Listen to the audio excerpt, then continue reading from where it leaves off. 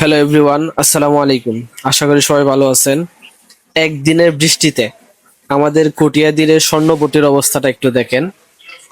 Just শুধু খালি একদিনের বৃষ্টিতে এই অবস্থা।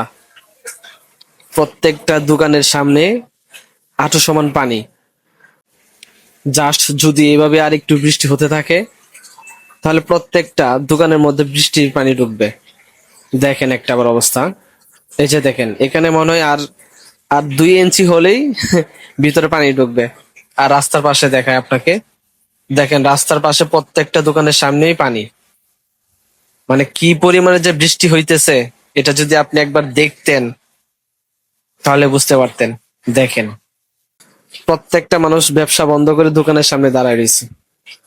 আর আমরা তো দোকানপাট সবগুলা, পুরা শাটার সবগুলা বন্ধ ছিল। খোলার অবস্থা নেই, কারণ যে পরিমাণে বৃষ্টি, আবার ওই রকম বাতাস, পুরা বাতাসের মধ্যে ঘরের ভিতরে পানি আসে। দেখেন অবস্থা। আর এই বাচ্চাদের তো আনন্দ, ওই বাচ্চা পানিতে নামার জন্য কান্নাকাটি করতেছে। দেখেন, আল্লাহ কি অবস্থা! পুরো বন্যা হওয়ার অবস্থা, একেবারে বন্যা হয়ে যাওয়ার অবস্থা।